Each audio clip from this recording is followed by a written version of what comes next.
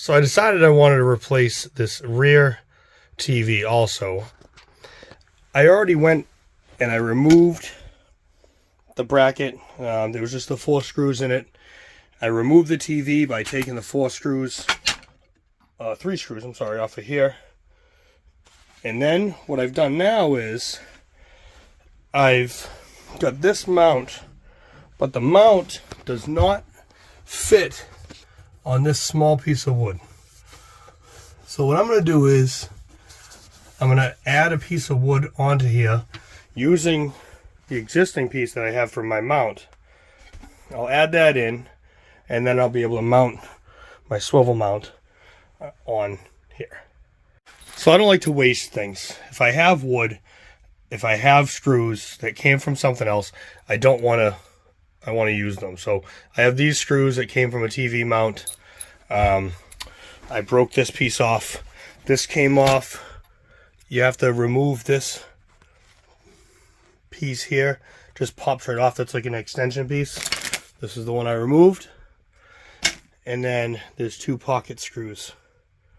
And then I was able to take that right off. So now I'm going to these are some pretty big screws, so I'm going to pre-drill some holes, and then they should go right into here.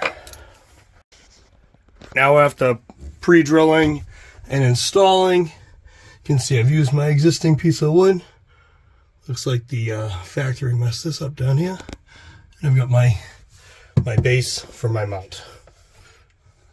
To install the mount, I'm going to use some 3/4 inch, these are 1-inch screws, that drywall screws that I have left over from something else. Don't use 1 1/4. You go right through the outside, and you'll see that these just match up. So notice that I've only put 2 screws in here to start. There's holes for 1, 2, 3, 5. Put the 2 screws in there because I want to make sure that this is going to go, and it's going to go where we want it to. So that folds right in there. Looks like a nice clean job. And now I've got my shelf down here that I can put my DVD player, my alarm clock, radio, and then if I need to access this for storage, this TV will slide right out of the way. I'm going to put my screws the rest of the way in, clean up, and it looks like we are done.